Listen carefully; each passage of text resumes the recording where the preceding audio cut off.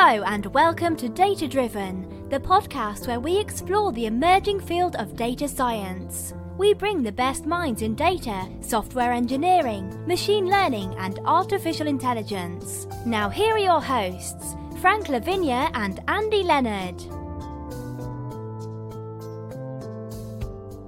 Hello and welcome back to Data Driven, the podcast where we discuss machine learning, artificial intelligence, and the wonderful world of data science.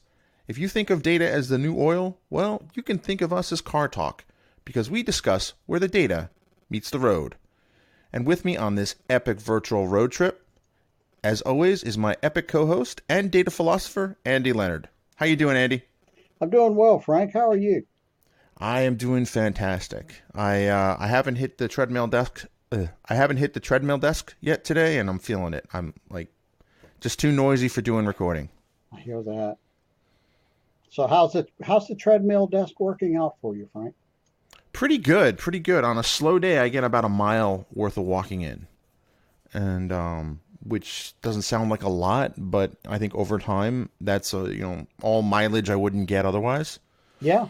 And I feel better for it. Like I don't. You kind of after sitting in all day, you kind of feel stiff and whatnot, or I feel I have more energy now, and I have metrics to prove it because I have a Fitbit. It tells me, like, I think we compared our numbers last week, and I ended up smoking you. I'm not going to reveal how badly, but I would say that a lot of that was the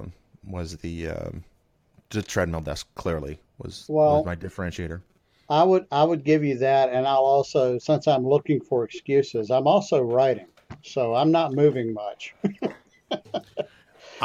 You can write while you're on this. Just saying. Yeah, well, I don't have a fancy treadmill desk, or even a standing desk. I have the old sitting desk here. In Farmville, we're not as fancy as you fellows up there in Southern Maryland. Oh yeah. That's funny. Like I when I hear the word Southern Maryland, I think of down by Virginia Beach and not Virginia Beach, but the peninsula. I don't think of Montgomery County, Maryland as Southern Maryland. I think of it as kind of like, DC kind of. Yeah, Delmarva, right? That area. I think Delmarva, yeah, because they're way further. I mean, Maryland's not a big state, but I mean, it's a 2-3 hour drive without traffic to get down there. So it's bigger than you would. I wouldn't want to walk it. Let me put it that way. And Maryland, that part of Maryland, I think is very pretty. Oh, it's gorgeous. The peninsula is beautiful. We went to Ocean City early, just before Memorial Day, and we drove, kind of meanderingly back through Delaware and the Eastern Shore. It was beautiful. So did you do the Wayne's World thing about Delaware? No. Do you remember the Wayne's World thing about Delaware? I feel like I should know it, but I don't. I'm shocked. I know a movie reference that you don't remember. Wow. That's crazy talk. Well, I am older than you, so. No, they were doing the green screen. They were trying out the green screen. And they were putting postcards up behind them. And, of course, they were doing one for California or something. They were acting like they were surfing and things like that. And they brought one up from Delaware. And they just kind of stood there and stared into the camera and said, "Hello, we're from Delaware." Delaware's not known for a lot of things. I think possibly Joe Biden might be it. Could be. Well, it's a great state for business. There's it's an awesome state for business. Yeah. Yeah, a lot of states have their a lot of businesses have their HQ there for that reason. I believe it's Texas. I'm not positive. Yeah. They've done a good job of monetizing a very small geographic area. Yeah, that's good thinking. I mean, if you've ever driven up and down the East Coast on 95, your chances of getting ticketed in Delaware for going above the speed limit are very high, and there's also a toll road. So for like 15 miles, they get you pretty good.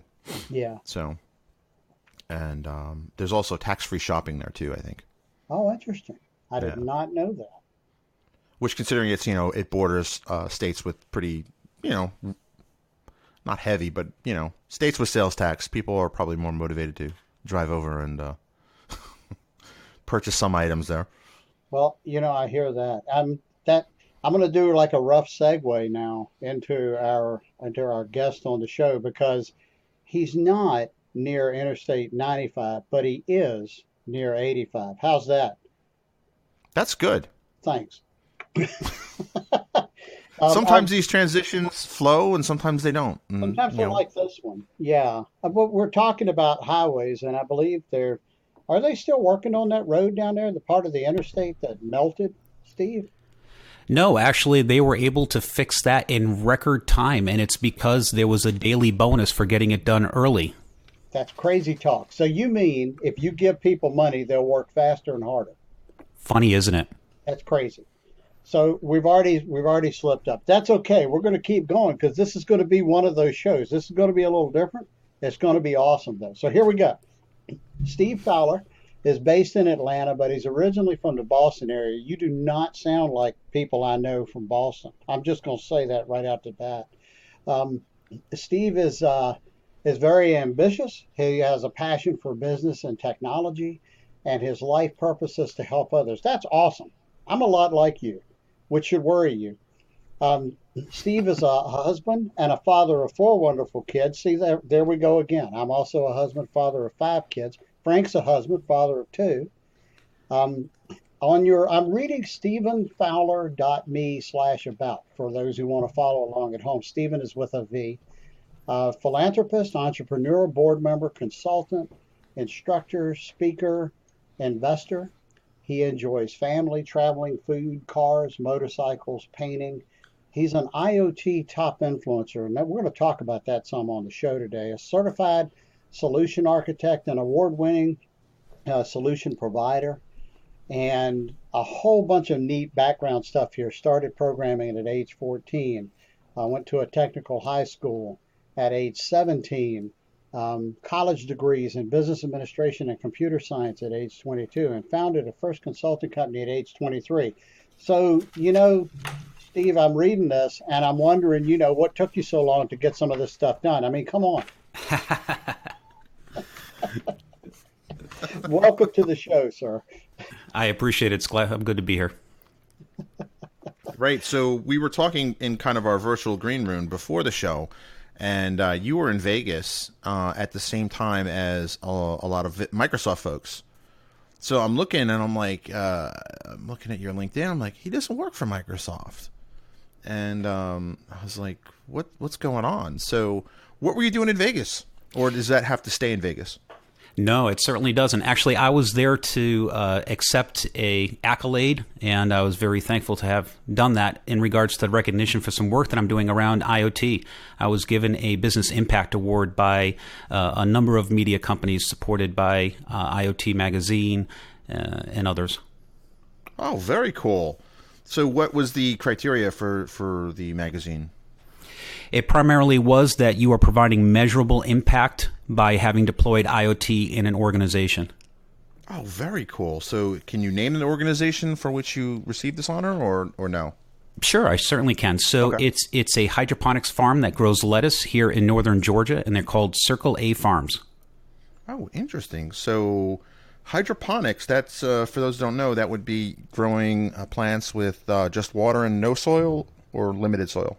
Very limited. There's a little bit of what they call substrate, which is just a little bit of material that you need to kind of get the process kickstarted.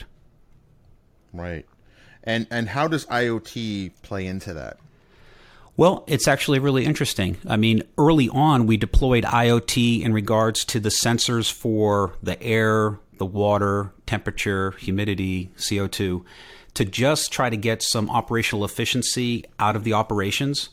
But what we were able to do through predictive analytics and full-on machine learning was to be able to try to control the environment in such a way that we can actually create a new product that doesn't even exist today. What? Yep. Personalized food. So just like today, how you have coffee with cream or somebody else has coffee with sugar, we're going to actually be able to produce different lines of lettuce that are personalized for the needs of the individual. Really? Yes. Interesting. And this is not through splicing it with a tomato or injecting it with rabbit DNA. So you won't have a rabbit lettuce thing? No, none of that. Around on your plate. Okay. So how does that? Is it the same species of lettuce plant, or is it a different one, or is lettuce more susceptible to changes to the environment to affect its taste?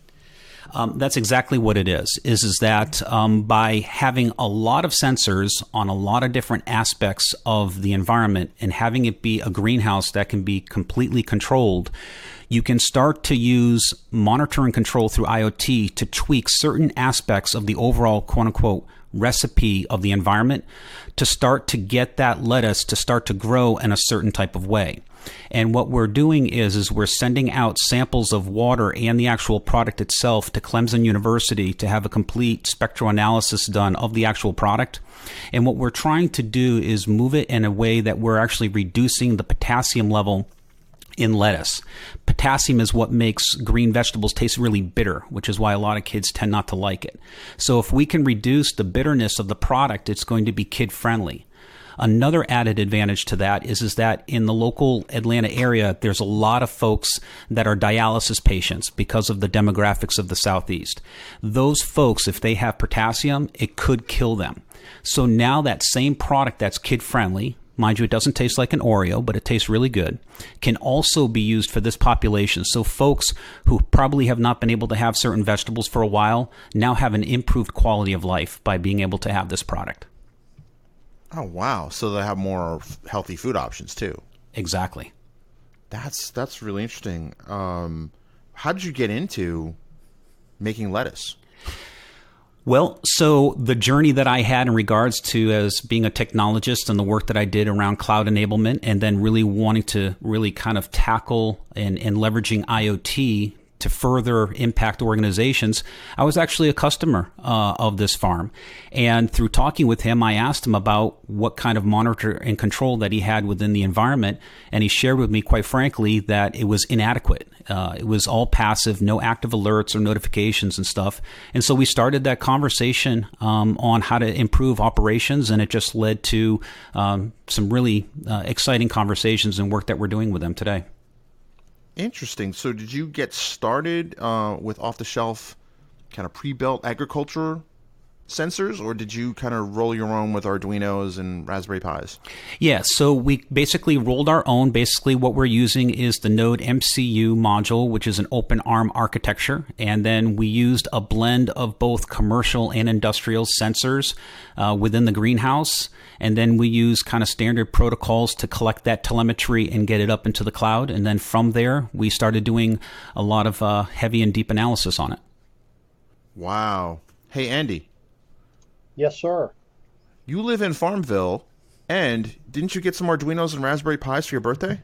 I did, in fact, and I'm going to dig into that. I haven't had a chance yet to play because, like I said, I've been writing. But I'm very fascinated listening to you talk about this, Steve. I have a background in manufacturing automation, and I've done some stuff around agriculture. I mentioned this with an earlier guest. We were talking with Donald Farmer a few months ago, and one of the coolest bids I ever did was for a fish farm, and we were trying to detect the pounds of fish that were present in the fish farm by things like the amount of oxygen in the water, the amount of oxygen depletion in the water, the rate, I should say, of oxygen depletion, and things like that. So I am fascinated with what you're doing. My background is electronics engineering tech. Absolutely fascinated by the instrumentation, the systems control and data acquisition, as we used to say back in the old days when years began with a 1. And really neat. I'd love to hear everything you want to share with us about this. This sounds fascinating. Yeah, and I could talk about it for hours, and do. Well, we'd be happy to have... Sorry, go ahead. No, Andy, you go ahead. I was just going to say it's nice that not only did you do this, but that you received the recognition in the form of this award. That has to be an awesome feeling. It certainly is. I mean, it really is good to be recognized for the work that we do. So has the farm seen an uptick in sales? Have they gotten, what's the, because I'm sure there's going to be people kind of scratching their heads, and the tech is totally cool. But at the end of the day, can you show a measurable improvement in business or new opportunities that have opened up because of this? Sure, absolutely. So short term, we were wanting to improve using less water, using less electricity, improving the yield, and then improving the quality. And so we've already started doing some of that. The longer pole in the tent is going through seasonally, moving into a place where we're creating these new products. Interesting. Now, because it's in a greenhouse and because it's so tightly controlled, you can grow these year-round? Yes, that is correct. And the yield during the summertime is about 4 weeks, and the yield in the wintertime averages more around 12 weeks. And so what we're trying to do, once again, through IoT, is to create the environment of summer year-round to improve yield and profits. Interesting. That has some interesting implications for kind of urban farming. Well, it's even much broader than that. Consider the scenario where there are places like Morocco, Dubai, that really are looking for that next product past oil. Consider the scenario where for a fraction of the natural resources, you could do indoor farming in the middle of the desert. Wow. That's interesting, because that could really turn those Gulf states from oil powerhouses to kind of food powerhouses. Absolutely. Interesting. So a democratization of food. I like this. And besides the fact that when you grow hydroponically, you're not using pesticides and they're not touched by human hands. Literally, the only time the product is touched is with gloves when it actually is put in the container. So there would be a lot less risk of E. coli outbreaks, et cetera, et cetera. Absolutely. Interesting.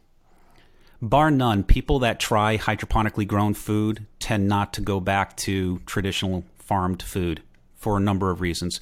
Taste, quality, appearance alone is what does it for them. Wow. That brings up an interesting question. Is the food then sold for a higher price? It is, but it's not an offensive premium that you pay. And I think as we improve yield and do the things that we're doing through technology, gosh, wouldn't it be great if we could get those prices to be commensurate to what you find in your local grocery store? Yeah. Wow. Well, and the other thing too is that the different types of produce that you find at the grocery store are not optimized towards nutrition or taste. They're optimized towards what their shelf life is.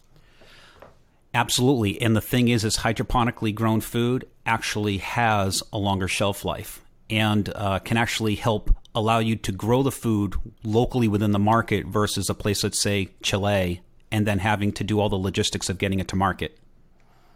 Interesting. So this could enable some markets to produce different types of food, and it would hurt kind of export businesses in other places. Correct. Interesting. That sounds disruptive. A bit. So how big is agritech? How big is IoT in agriculture these days? Well, it's really segmented in regards to kind of traditional farming, and a lot of people think of IoT in traditional agriculture is putting sensors on the tractors to, only watering certain parts of the farm, only using pesticides on certain parts of the farm, and that's really where big agriculture is. A segment of agriculture is kind of hydroponics, and then its sister, which is aquaponics, which is really closing the entire loop by having fish part of the equation. Interesting. So fish kind of feed off and fertilize the plants, is that? Correct. And then the plants then in turn give the fish what it needs. Interesting. Kind of a sealed ecosystem. Absolutely. That would be interesting research for kind of future space colonization, wouldn't it? Absolutely. And I think, right now to kind of close the loop on aquaponics, that's what hydroponics is trying to solve. Huh. And then in addition, you can farm the fish for food in addition to the plants as well. That's impressive. Yeah, I agree with Frank. That's very impressive. So you're collecting all of this data, you're shipping it up to the cloud. What happens to the data once it gets to the cloud, Steve? Well, short term, what we're doing is we're actually pulling a lot of that data down into Linux's Anaconda, and we're using the Anaconda platform to do all of our predictive analytics and machine learning. Right now, we're so eager to just get to the results. We're using, open technology and open platforms to do it. Another part of what we're doing too is also using the Azure stack as well. Very interesting. So what do you see as a compare and contrast between the Linux tools that you're using, Linux hardware, versus the Azure tech? Speed versus scale. So which one gets speed, which one gets scale? We're able short term to do kind of the proof of concepts in Anaconda and getting into the algorithms and the methodologies that we want to use to do the data analytics, and then we port that over and implement it into Azure. So specifically, what do you port? What are you using in Azure? Are you using ML Studio, or are you using some other using data lakes in Azure? Yeah, we're using a combination of the data lakes. We're using a combination of all of the emerging technology that Microsoft is creating, and where they're going with the new Microsoft Edge capabilities. We're hungry to really absorb any and all things Microsoft as soon as it becomes available from the product team. And as you know, they're rapidly coming up to speed with their capabilities around IoT. Interesting. But they've also embraced a lot of these open source kind of tools. And that's right. And so part of us as a kind of a vendor, we're wanting to understand how Microsoft is implementing and positioning their technology for adoption in the IoT ecosystem, and then we'll augment with open source technologies as appropriate. So that's very interesting. And I understand that as I was looking through your bio page, that changing the subject just a little bit, that you're also friends with another friend that I know from the Atlanta area. He's a former guest on the show, Mark Tabadillo. Yes. So tell me about you and Mark. How do you know each other? So we know each other basically through, bumping into each other at different Microsoft events. Obviously, he's a data scientist, really focuses on big data, machine learning, and does architecture through Microsoft services. So him and I trade notes on all things data with Microsoft. Interesting. He's definitely a good contact to have, that's for sure. So what's Microsoft's thought about this? Because Microsoft has made a real push into kind of philanthropy and IoT. I mean, I can't say it right. The philanthropy angle would be, kind of feeding the hungry and that sort of thing and solving food crises. Yeah. So what we do is we're partnering with the DX team within Microsoft, and they're the technical evangelists that actually work with deploying technology in the field and working with folks like us to, show how the technology is an enabler for all of these types of things. And so we partner with them at meetups, Microsoft events, and conferences to talk about the exciting stuff we're doing. Very cool. And you say we, is this a joint venture between you and the farmer? Is this? Yeah. Between us and Circle A Farms, we're doing this together. So is the plan is to obviously build up Circle A Farms business in terms of what they can create and research, but I mean, are you planning to productize your findings into packages? Yeah, there's a couple different things, right? So you obviously, they're going to have improved yield, better product. We're going to help them produce a new product that doesn't exist. We can monetize the data patterns, the data models as well.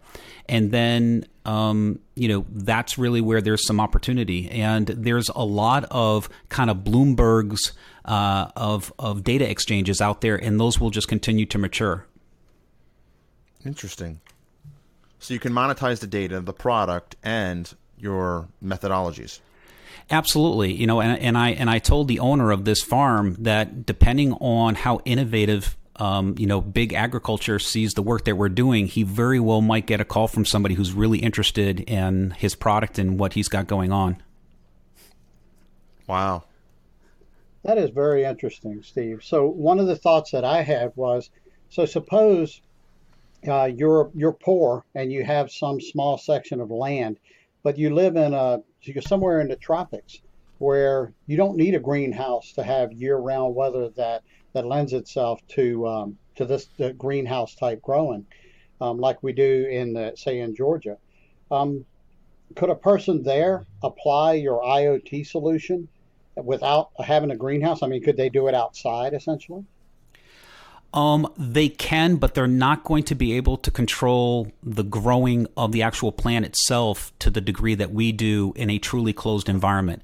And for plants, one of the key thing is humidity, because when a plant senses high humidity in the environment, it actually shuts off its desire to want to draw water in through the root system, which is where you can actually have your solution of specific nutrients and things that you want the plant to get.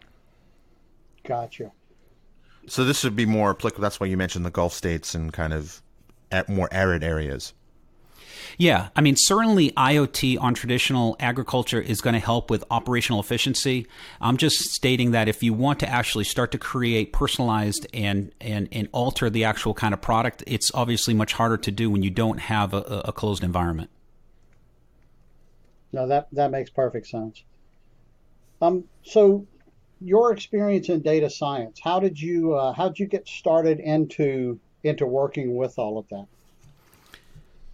Well, basically, we all know that data in and of itself doesn't necessarily provide value. It's through taking that data, creating patterns from that models to predictions, or actually just allowing businesses to take action against the insights and answers that they have in their data.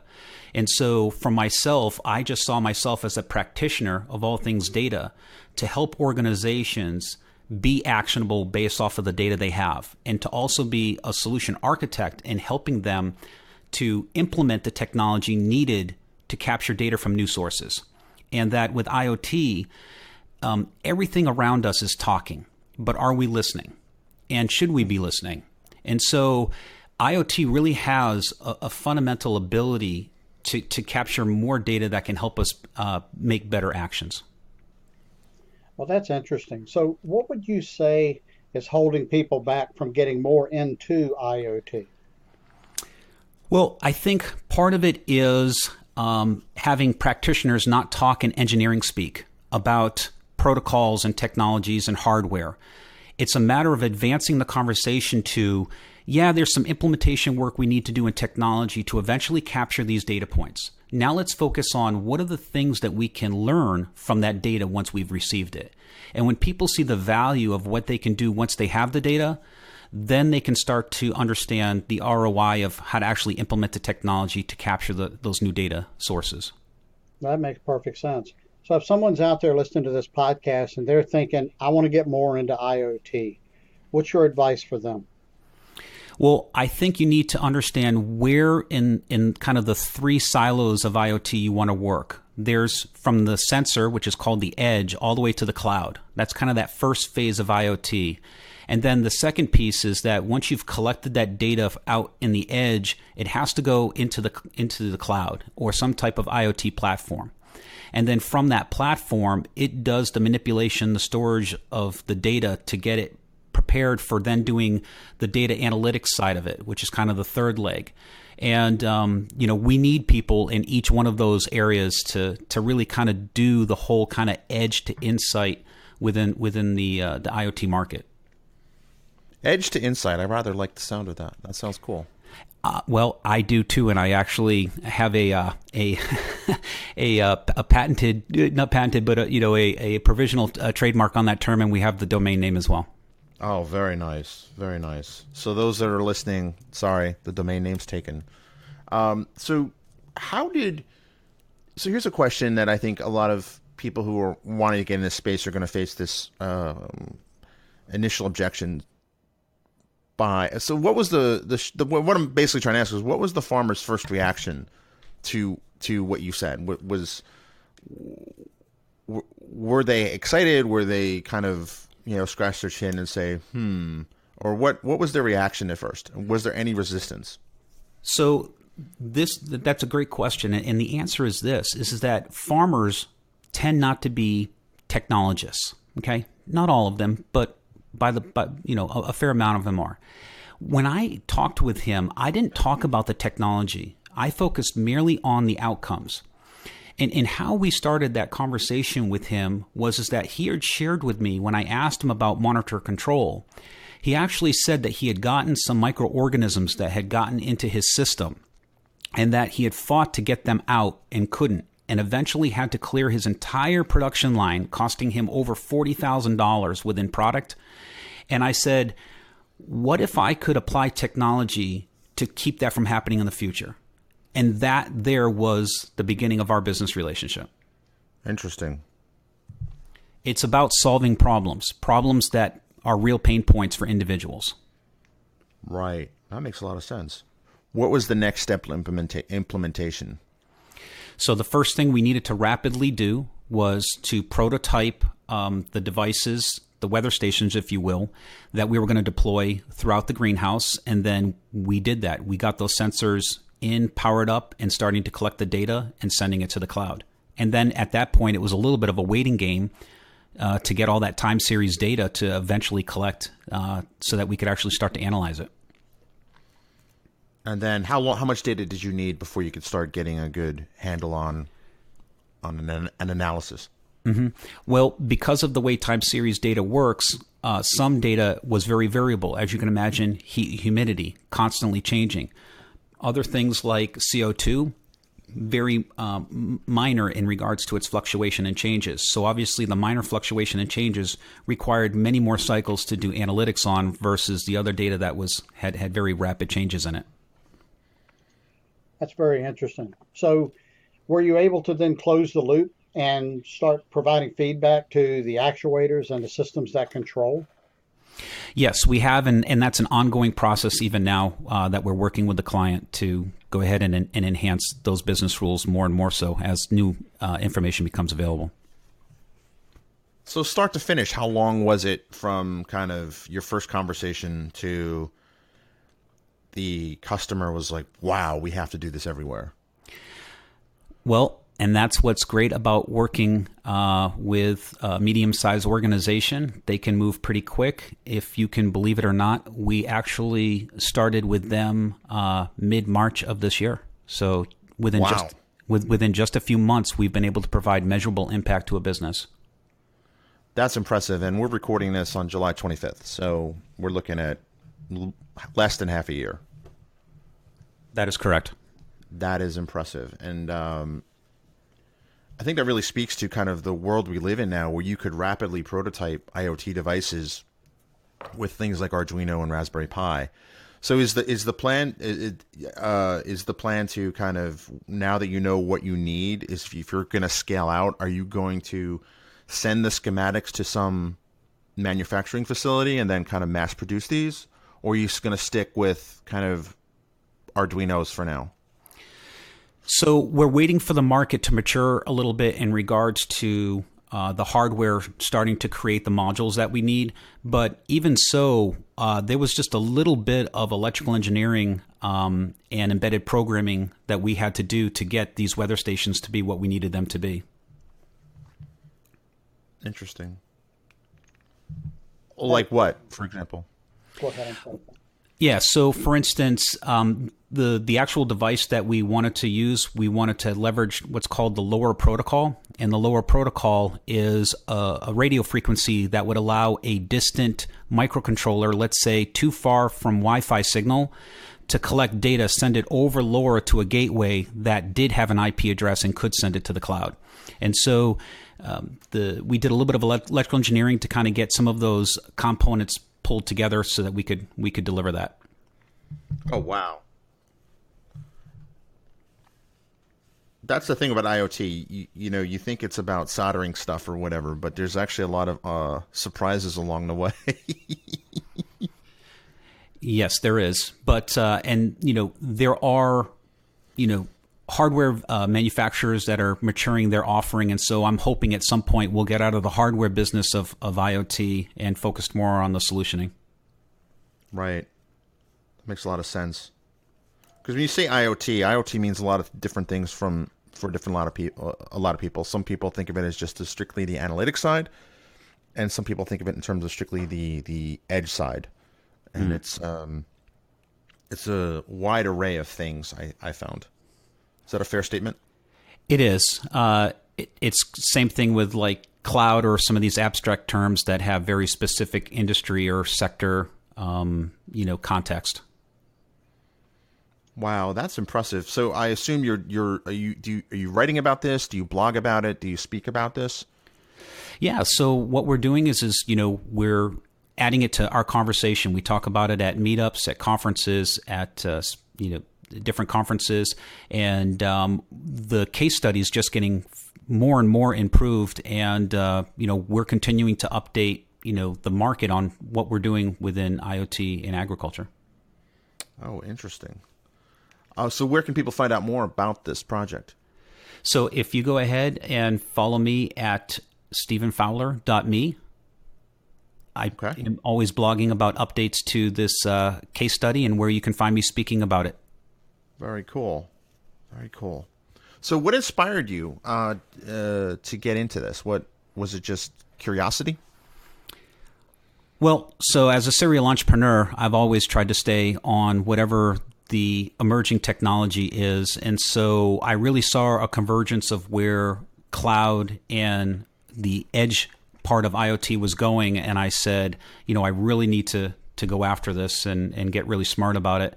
And then just, do what I've always done, which is just to provide real world, practical implementations that provide value and go from there.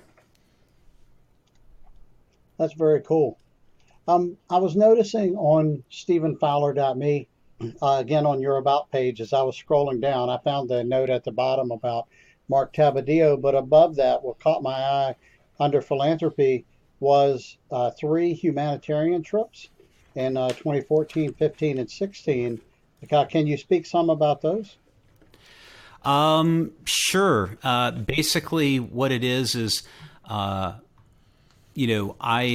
I basically, everybody has a story to tell. And, my background is I kind of had a rough childhood, and I was able to kind of come out of that. Technology was a good help in allowing that for me. And so, part of what I try to do is to try to just kind of give back and try to pay it forward. That's very cool. I noticed the locations that you've gone to, Puerto Rico and Honduras. I've actually gone to Honduras before doing some missions work. My son and I actually have. We've made 3 trips down there over the past 6 years.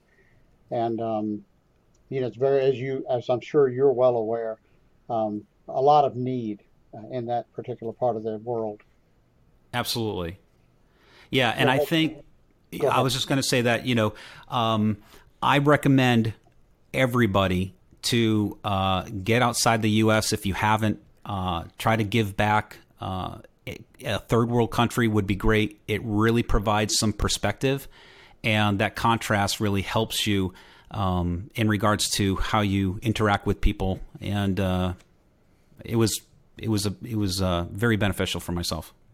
I completely agree. I think I got more out of it than the people that we were helping, and that's saying something in that part of the world. Yes, because we were helping them an awful lot. I'm curious. We were in and around Tegucigalpa, the capital of Honduras. Where were you? We were on the other side of the mountain from that. I'm trying to remember what it was. I know that the city actually used to be the city that was the capital for all of Central America when there wasn't the various countries. Very cool. Yeah, we were, I think, between. We stayed in a place on a mountain called El Hatillo, just outside of Teguc there. And one of the places we visited, I don't know if you had an opportunity to do this or not, but we made a venture into the Tegucigalpa dump, where there are people that, they work there every day. There's some people that live there.